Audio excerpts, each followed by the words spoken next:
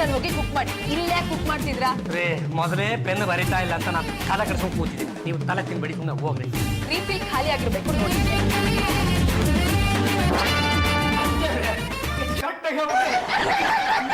ತಲೆ ಬಾಚ್ಕೊಂಡ್ರೆ ಸಾಧು, ಇದ್ರೊಳಗೆ ಬುದ್ಧಿನೂ ಇರ್ಬೇಕು.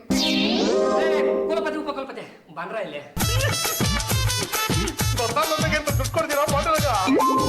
ಅಡಿಗೆ ಮನೆ ಬಾರ. ಅಲ್ಲೇ ಇದೀನಿ, ಬನ್ನಿ ಬಾವ. ಅಲ್ಲೇ ಬಂದು ಚಿಕ್ಕ ಹಾಕತ್ತೀನಿ. ಏನ್ ಬಾವ ಕರೆದಿದ್ದು? ಅದು ನನ್ನ ಪೆನ್ ಬರಿತಾ ಇರ್ಲಿಲ್ಲ ಕಣ. ಅದು ಯಾಕೆ ಅಂತ ನಮ್ಮ ಭೂಗರ್ಭ ಶಾಸ್ತ್ರಜ್ಞರು ಪತ್ತೆ ರೀಫಿಲ್ ಖಾಲಿ ಆಗಿ ಹೋಗ್ಬಿಟ್ಟಿದೆ. ಅಂಗಡಿಗೆ ಹೋಗಿ ಒಂದು ರೀಫಿಲ್ ತಗೊಂಬರ್ರ. ಅವ್ರು ಹಾಗೆ ತರ್ತಾರ. ಈ ರೀಫಿಲ್ ಅಳತೆಗಂತ ಅವ್ರ ಕೈಲಿ ಕೊಟ್ಟು ಕಳ್ಸಿ. ನಾವು ಈಗ ಟೈಲರ್ ಹತ್ರ ಒಂದು ಬ್ಲೌಸ್ ನಾವು ಹೊಲಿಯಕ್ಕೆ ಹಾಕ್ತಾಗ ಅಳತೆಗೆ ಅಂತ ಮತ್ತೊಂದು ಬ್ಲೌಸ್ ತಗೊಂಡು ಹೋಗ್ತೀವಲ್ಲ, ಹಾಗೆ ಒಂದೆರಡು ಡಜನ್ ತಂದ್ಬಿಡ್ಲನ. ಮಕ್ಕಳಿಗೆ ಮೊಮ್ಮಕ್ಕಳಿಗೆಲ್ಲ ಇಟ್ಟಿರ್ತೀವಿ. ಅದ್ರ ಮೇಲೆ ಒಂದು ಪೈಸನು ಖರ್ಚಾಗಬಾರ್ದು. 5 ರೂಪಾಯಿ ಅವ್ನು ಎಷ್ಟು ಕೊಡ್ತಾನೋ ಅಷ್ಟನ್ನು ಎತ್ಕೊಂಡ್ ಬನ್ನಿ.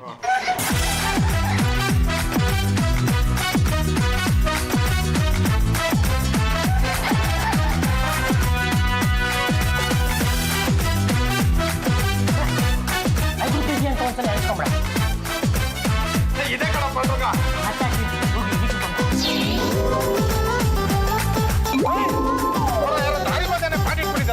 ನಾವು ಮೈ ಬಗ್ಸಿ ಕೆಲಸ ಮಾಡ್ಲಿ ಅಂತ ನಮ್ಮ ಭಾವನೆ ಇಟ್ಟಿರ್ಬೇಕು. ಆಗಿದ್ದಾಗೋಗ್ಲಿ, ಪಕ್ಕಕ್ಕೆ ಎತ್ತಿಡೋ.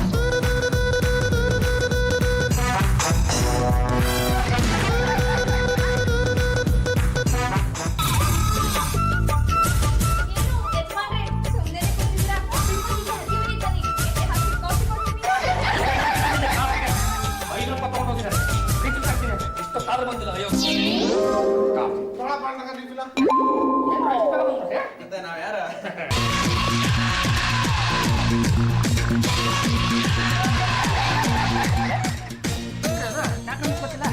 ಸ್ವಲ್ಪ ಉಂಡ ಇರ್ಬೇಕು ನೋಡಿ.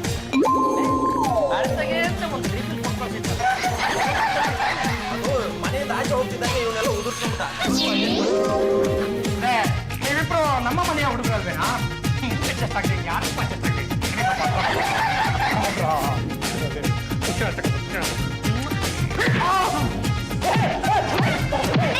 ನಮ್ಮ ಯಜಮಾನಿಗೆ ಯಾಕೆ ಹೊಡಿತಾ ಇದೀಯಾ? ಬೆನ್ನಿಗೊಂದು ರೀತಿಲ್ ತರ ಯೋಚಿಸಿಲ್ಲ. ಇವ್ರನ್ನ ಯಜಮಾನ ಕೇಳ್ಕೊತಿಲ್ಲ, ನಾಚಾಗಲ್ಲ ನಿಂಗೆ. 10 ರೂಪಾಯಿ ಕೊಡಿ. ಏನಪ್ಪ ತಗೊಳ್ಳಿ, ಈ ರೀಫಿಲ್ಗೆ ಅಡ್ಜಸ್ಟ್ ಆಗುವಂಗೆ ಪೆನ್ ತಗೊಂಬನ್ನಿ.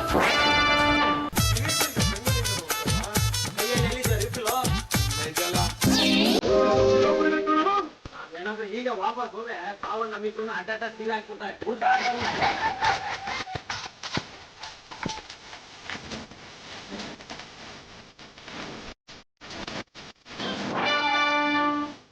ಏನ್ರ ತಪ್ಪುಗಳಂತಿದ್ದಾನೆ. ಯಾರ ನೀನು? ಸರಿಯಾಗಿ ನೋಡೋ ಗೊತ್ತಾಗತ್ತೆ. ಪದ್ಮನಾಭ, ಎಷ್ಟೊಂದು ಬದಲಾಗ್ಬಿಟ್ಟಿದ್ಯಲ್ಲೋ. ನಾವಿಬ್ರು ಕುರಿ ಮೈಸವಾಗ ಕಡ್ಲೆ ಕುರಿ ತಿನ್ಕೊಂಡು ಅರ್ಕಲ್ ಚಟ್ಟಿ ಹಾಕೊಂಡು ನಾನಿವಾಗ ಕೋಟ್ಯಾಧಿಪತಿ ಆಗ್ಬಿಟ್ಟಿದ್ದೀನೋ ಅಂತ ಬಿಸ್ನೆಸ್ ಮಾಡ್ತಾ ಇದ್ದೀನಿ. ಶ್ರೀಮಂತರ ಹತ್ರ ಇರೋದು ಕಿತ್ಕೊಳ್ಳೋದು, ಬಡವ್ರು ಹಂಚೋದು, ರಾಬಿನ್ ಹುಡ್ ತರ.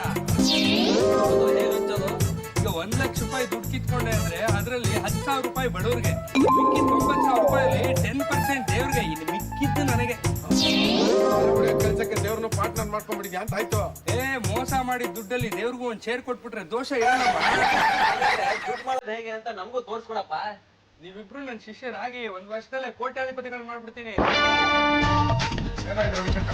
ಆಫೀಸ್ ನೋಡ್ಕೊಂಡ್ಬಿಟ್ಟಿದ್ಯಲ್ಲ. ಆಫೀಸ್ ಮಾಡಕ್ಕೆ ಅಂತಾನೆ ಪರ್ಚೇಸ್ ಮಾಡ್ಬಿಟ್ಟಿದ್ದೀನಿ. ಏನು ಇದು ಮಿನಿಸ್ಟರ್ ಎಂಟ್ರೆನ್ಸ್ಗಳು? ಎಲ್ಲ ಮಿನಿಸ್ಟರ್ಗಳು ರೊಕ್ಕ ಜಂಪ್ ಮಾಡಿ ಸಿಟ್ಕೊಂಡಿದ್ಯಲ್ಲ. ರೀತಿ ಕಣ.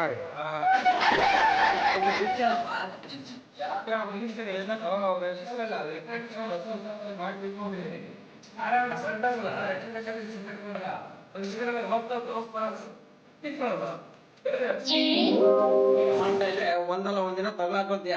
ಪೊಲೀಸ್ ಅವ್ರು ಎತ್ತಾಕೊಂಡೋಗಿ ಏರೋಪ್ಲೇನ್ ಹತ್ತಿಸ್ಬಿಡ್ತಾರೆ.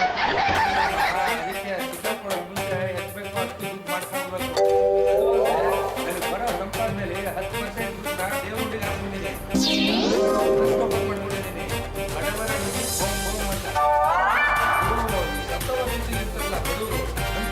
ಮಾಡಿರೋದು ಬದುಕಿದ್ರೆ ಔಷಧಿ ಸತ್ತೋದ್ರೆ ಸಂಸ್ಕಾರ ಮಾಡೋದು ಅಷ್ಟೇ.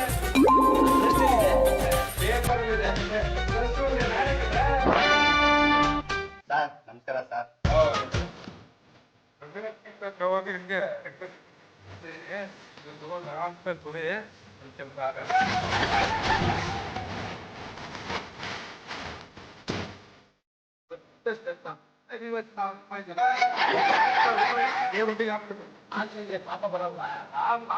ಬ್ಯಾಲೆನ್ಸ್ ಮಾಡಕ್ಕೆ ದೇವ್ರೊಂದಿಗೆ ಇದ್ದಾನದು ಹೆಲ್ಪ್ ಮಾಡ್ತಾನೆ ದೇವ್ರಿಗೆ ಲಂಚ ಕೊಡೋದು ನಾವು ಈಗಿದ್ರೇನು ದಂಡ ಪಿಂಡಗಳ ತರ ಅಲಿತಿರ್ತೀರಾ ನನ್ನ ಪಿಂಡ ಅಂತ ನಿನಗೂ ಗೊತ್ತಾಗೋಯ್ತನೋ? ನನಗೊಬ್ಬನಿಗೆ ಏನೋ 6 ಕೋಟಿ ಕನ್ನಡಿಗರಿಗೆ ಗೊತ್ತು. ಕೆಲಸ ಮಾಡೋದು ಹೇಳಿ ಅಡ್ವಾನ್ಸ್ ಅಂತ ಇಬ್ರಿಗೂ 10,000 ರೂಪಾಯಿ ಕೊಟ್ಬಿಡ್ತೀನಿ.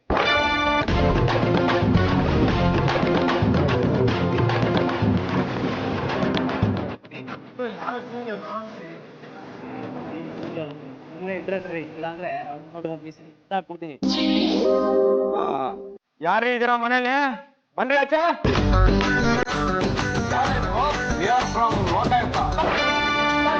ಅಂತದೇನು ನಮ್ಮ ಮನೇಲಿ ಇಲ್ಲ ಸರ್. ಏನ್ರಿ ನೀವು ಹೇಳ್ತಾರದು? ನಿಮಗೆ ಬರೋ 15,000 ರೂಪಾಯಿ ಸಂಬಳದಲ್ಲಿ 1,000 ರೂಪಾಯಿ ಮನೆ ಕಟ್ಟಿದಲ್ಲ.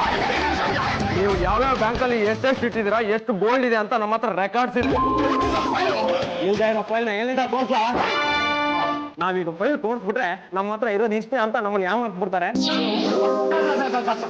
ಅದು ಇವತ್ತು ಬೇಡ ಸರ್. ಸರ್ ಇವತ್ತು ಶ್ರಾವಣ ಶುಕ್ರವಾರ ಸರ್. ಇವತ್ತು ಮನೆ ಜಪ್ತಿ ಮಾಡೋದು ಶ್ರಾವಣ ಆದ್ರೇನು ಕಾರ್ತಿಕ ಆದ್ರೇನ್ರಿ? 1 ನಿಮಿಷ ಸರ್.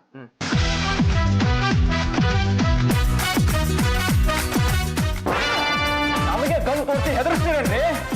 ಸಮಾಧಾನ ಮಾಡ್ಕೊಳ್ಳಿ ಸರ್.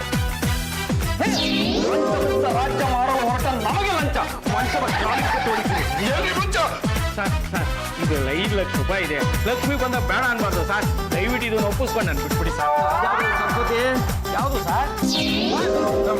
ನೋಡಿ, ಇನ್ಮೇಲಿಂದ ಇಂಥ ಕೆಲಸ ಮಾಡ್ಕೋಬೇಡಿ.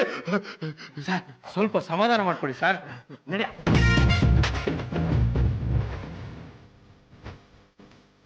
ದುರ್ಗೆ, ನಾವು ಹೋಗಿ ಅವನಿಗೆ ಆವಾಸ ಹಾಕ್ತಿದ್ದಾಗೆ 5 ಲಕ್ಷ ಎಸ್ಕೊಟ್ಬಿಟ್ಟ. ಕೊಡಲಿ ನಾಳೆ ಇನ್ನೊಂದು ಕೆಲಸ ಇರ್ತೀನಿ, ಅದನ್ನು ಇದೇ ತರ ಸಕ್ಸಸ್ ಮಾಡ್ಬೇಕು. ಇದು ನಮ್ಮ ಶೇರು. ಆಫೀಸ್ ಹತ್ರ ಬನ್ನಿ, ಇಬ್ರಿಗೂ 10,000 ರೂಪಾಯಿ ಕೊಡ್ತೀನಿ. ಚಪ್ಪ ಅತ್ತೆ ಬನ್ನಿ ಬನ್ನಿ ಬನ್ನಿ. ನಿನಗೆ ಚಪ್ಪ ಇದು ನಿಮ್ಗೆ.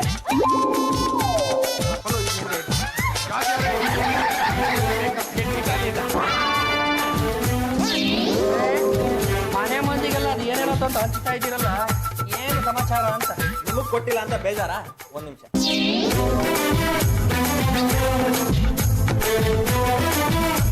ಅಲ್ಲ, ಒಂದು 5 ರೂಪಾಯಿ ರಿಫಿಲ್ಗೋಸ್ಕರ ಒಳ್ಳೆ ಹುಚ್ಚಾಯಿ ಆಡ್ದಂಗೆ ಆಡಿದ್ರಲ್ಲ. ಈಗ 500 ರೂಪಾಯಿ ಕೊಟ್ಟಿದ್ದೀನಿ. 1,000 ಪೆನ್ ತಗೊಳ್ಳಿ, ದಿವ್ಸಕ್ಕೆ ಒಂದು ಬರೆದು ಬಿಸಾಕ್ತಾ ಇರಿ. ಇದ್ದಕ್ಕಿದ್ದಂಗೆ ಇಷ್ಟೆಲ್ಲ ದೌಲತ್ತಲ್ಲಿ ಮೆರಿತಾ ಇದ್ರಲ್ಲ, ಅದೇನು ಸಮಾಚಾರ ಅಂತ ಗೊತ್ತಾಗಬೇಕಲ್ರು? ನಾವಿಬ್ರು ಕೆಲ್ಸಕ್ಕೆ ಸೇರ್ಕೊಂಡಿದೀವ. ಅಡ್ವಾನ್ಸ್ ಅಂತ ಇಬ್ಬರಿಗೂ 10,000 ಕೊಟ್ಟಿದ್ದಾರೆ. ಎಲ್ಲಾ ಮಿನಿಸ್ಟರ್ ಲೆಟರ್ಗಳು ಡೂಪ್ಲಿಕೇಟ್ ಮಾಡ್ಕೊಂಡು ಕೆಲಸ ಗಿಟ್ಟಿಸ್ಕೊಳಕ್ ನೋಡ್ತಾ ಇದೀಯಾ? ಒಳಗೆ ಕೆತ್ತಾಕೊಂಡಾಗ ಬೆಂಡ್ ಹತ್ತಿದ್ರೆ ನಿಂಗೆ ಬುದ್ಧಿ ಬರ್ತದೆ. ಏನ್ ಸಂತೋಷವಾಗಿ ಹೇಳ್ತಾ ಇದ್ದೆ? ಓಡೋ ಇಡೀ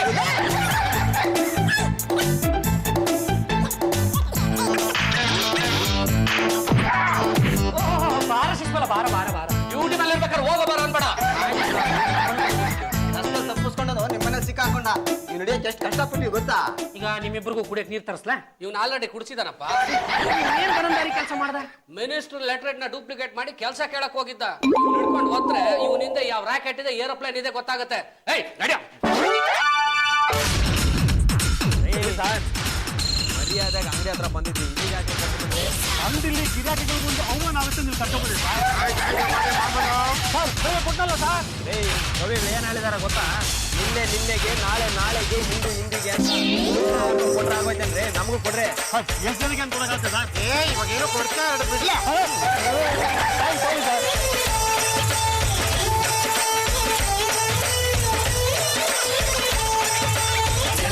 ಮಾಡ್ಕೊಂಡಿದ್ದೀರಾ ಸರ್ ನೀವು? ಯಾಕ್ರಿ ಏನ್ರಿ ಆಯ್ತು? ಬೆಳಗ್ಗೆನೇ ಬಂದು ವಸೂಲಿ ಮಾಡ್ಕೊಂಡು ಹೋಗ್ತಾರೆ, ಸಾಯಂಕಾಲನೂ ಬಂದು ವಸೂಲಿ ಮಾಡ್ಕೊಂಡು ಹೋಗ್ತಾರೆ. ಯಾರೇ? ಅವರೇ ಸರ್, ನಿಂತಿಲ್ಲ ಅವರೇ.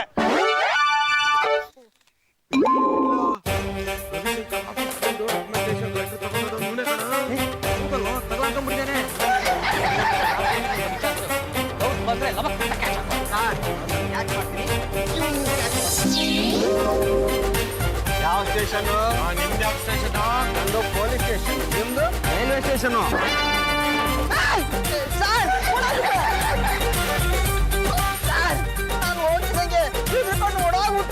ಯಾವತ್ತಿ ಈ ಕಡೆ ಬರಲ್ಲ. ಹಾಗಿದ್ರೆ ಸ್ಟೇಷನ್ಗೆ ಬರ್ತಾ ಇದ್ದಾಗ ಯೂನಿಫಾರ್ಮ್ ಬಿಚ್ಚಾಕು. ಯಾಕೆ ಸರ್? ಇವನ್ ಜೊತೆಗೆ ನಿನ್ನೂ ರುಬ್ಬಕ್ಕೆ.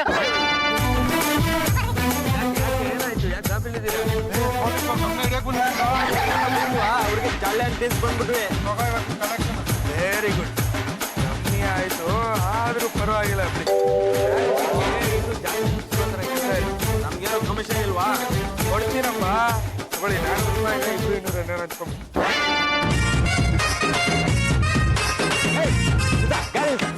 ಗಾಡಿ ಹಾಕೋಣ. ಸರ್ ಎಂದು ಓವರ್ ಸ್ಪೀಡ್ ಏನು ಅಂತಾನೆ ಗೊತ್ತಿಲ್ಲ ಸರ್. ಕ್ಯಾಮ್ರಾ ಗೊತ್ತಲ್ಲ.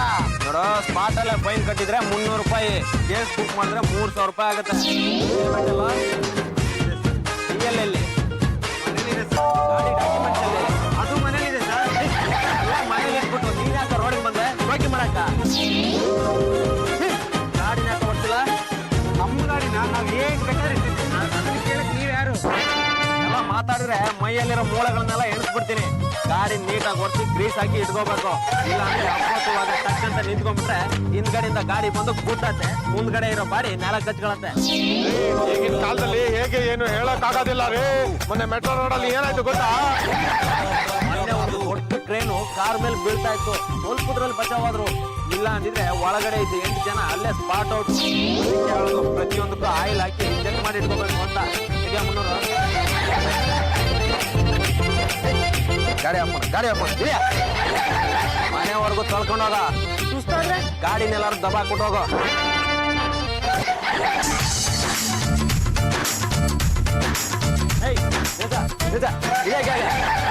ಲೈಸೆನ್ಸ್ ಇಟ್ಟಿದೀಯಾನ? ಸೈಕಲ್ಗೂ ಲೈಸೆನ್ಸ್. 2 ವೀಲರ್ ಅಂದ್ಮೇಲೆ ಲೈಸೆನ್ಸ್ ಇಟ್ಟಿರ್ಬೇಕು. ಸೈಕಲ್ ಯಾರು ಹಿಡಿಯಲ್ಲ ಸರ್. ಆದ್ರೆ ನಾವ್ ಹಿಡಿತಾ ಇದೀವಲ್ಲ. ಎಷ್ಟ ಮಾಡಿದ ಜಬಲ್ಲಿ 10 ರೂಪಾಯಿ ಬರುತ್ತೆ. ಅದಷ್ಟನ್ನ ಇಲ್ಲಿ ಮಡಗ್ಬಿಟ್ಟು ಹೋಗ್ತಾರ. ಇಲ್ಲಿ ಏನಾರು ಕಾಣಿಸ್ಕೊಂಡ್ರೆ ಸೈಕಲ್ ಜೊತೆ ನಿನ್ನ ಪಂಚರ್ ಮಾಡ್ಬಿಡ್ತೀನಿ.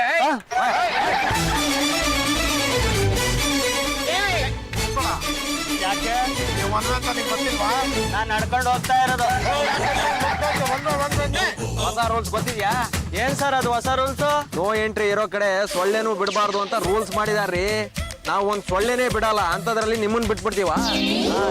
ಈ ಹೊಸ ರೂಲ್ಸ್ ಬಗ್ಗೆ ನನಗೆ ಗೊತ್ತಿರ್ಲಿಲ್ವಲ್ಲ ಸರ್.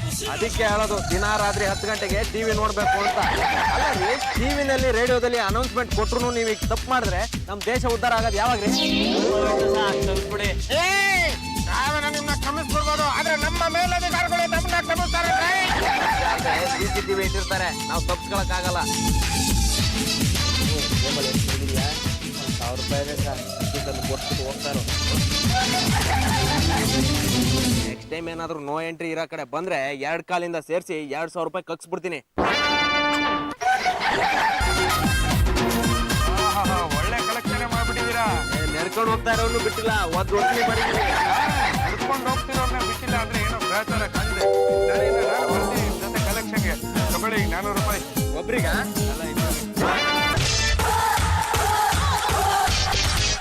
ಏನೋ ಕುಡ್ದ್ಬಿಟ್ಟು ರಸ್ತೆಯಲ್ಲಿ ಗಾಡಿ ಓಡಿಸ್ತಿದ್ಯಾ? ಏಯ್ ಮುಚ್ಚೋ ಬಾಯಿ, ಇಲ್ಲಿಗೆ ವಾಸನೆ ಹೊಡಿತಾ ಇದೆ. ಕುಡ್ದ್ಬಿಟ್ಟು ಗಾಡಿ ಓಡಿಸ್ಬಾರ್ದು ಅನ್ನೋ ಕಾಮನ್ ಸೆನ್ಸ್ ಇಲ್ವನಾ? ಏಯ್ ನಮ್ಮ ಹೊಸ ಮಿಷನ್ ತೆಗೆದು ಮೂತಿಗಿಡೋ ಗೊತ್ತಾಗತ್ತೆ.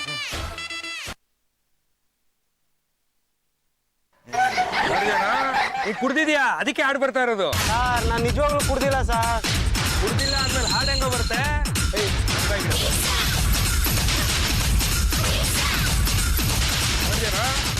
ಹಾಡು ಬರ್ತೇನಾ? ಸರ್ ನಾನು ಪ್ರಮಾಣ ಮಾಡಿ ಹೇಳ್ತೀನಿ ಸರ್, ಕುಡ್ದಿಲ್ಲ ಸರ್. ಹೌದು ಸರ್, ಯಾವನೊಬ್ಬ ಕುಡ್ಕ ನನ್ನ ಪಕ್ಕನೇ ಹೋಗ್ತಾ ಇದ್ದ. ಅದೇ ಎಫೆಕ್ಟ್ ಇದು. ಆ ಕುಡ್ಕ ಜೋರಾಗಿ ಉಸಿರು ಬಿಟ್ಟಿದ್ದಾನೆ. ಆ ಬಿಟ್ಟಿಸ್ರು ನೀನು ಜೋರಾಗಿ ಎಳ್ಕೊಂಡಿದ್ಯಾ? ನಾನು ಬರ್ತಿದ್ದಾನ? ಈಗ ಮರ್ಯಾದೆ 3000 ರೂಪಾಯಿ ಕೊಟ್ಟರೆ ಸರಿ, ಇಲ್ಲಾಂದ್ರೆ ಗಾಡಿಗೂ ಬಾಡಿಗೂ ಸ್ಟೇಷನ್ ಹಾಕಿ ಜಕ್ಕ ಮಾಡ್ಬಿಡ್ತೀನಿ. ಇವತ್ತು ಒಂದು ದೊಡ್ಡ ಮನೆ ದರೋಡೆ ಮಾಡಬೇಕು. ಆ ಮನೇಲಿ ಹಳೆ ಕಾಲದ ಆಭರಣಗಳೆಲ್ಲ ಇವೆ. ಕೆಲಸ ಏನಾದ್ರು ಆಗ್ಬಿಟ್ರೆ ಇವ್ರಿಗೂ 2 ಕೊಡ್ತೀನಿ ಒಡವೆಗಳನ್ನ. ಅಲ್ಲೋ 2 ಲಕ್ಷ ಆಗಿದ್ರೆ ನಾವು ರೆಡಿ. ಏ ಯಾಕ್ರು ಹಂಗ ಆಡ್ತೀರಾ? ಈ ಮನೆ ಯಾರ್ದು ಗೊತ್ತಾ? ಗಂಡು ಕಲಿ ವಂಶದ್ದು. ಯಜಮಾನ ಮಹಾನ್ ಜುಗ್ಗ. ಆ ಯಜಮಾನ ಬೇರೆ ಯಾರು ಅಲ್ಲ, ನಮ್ ಭಾವ. ಎಲ್ಲಾದ್ರೂ ಒಳ್ಳೇದೇ ಆಯ್ತಲ್ಲ. ಏನೋ ಒಳ್ಳೇದಾಯ್ತು. ನಾನು ಗಂಡು ಕೊಲಿ ವಂಶ ಅಂತ ನಿನಗೆ ಗೊತ್ತಿಲ್ವಾ?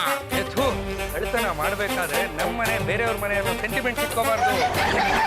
ಹಾಗಂತ ನಮ್ಮ ಮನೆನ ನಾವೇ ದೋಚ್ಕೊಂಡ್ಬಿಟ್ರೆ ಏನೋ ಚೆನ್ನಾಗಿರುತ್ತೆ. ಮರ್ಯಾದೆಯಾಗಿ ನೀವಿಬ್ರು ನನ್ನ ಜೊತೆ ಕಳ್ತನ ಮಾಡಕ್ ಬರ್ಲಿಲ್ಲ ಅಂದ್ರೆ ಇಷ್ಟು ದಿವಸ ನೀವಿಬ್ರು ಮಾಡಿರೋ ಕೆಲಸ ಪೊಲೀಸ್ ಹೇಳ್ಬಿಟ್ಟು ನಾನೇ ಇಟ್ಕೊಟ್ಬಿಡ್ತೀನಿ. ನಡೀರೋ ಸೈಡ್ ಬರೋ ನಡೀರೋ ಪೊಲೀಸ್.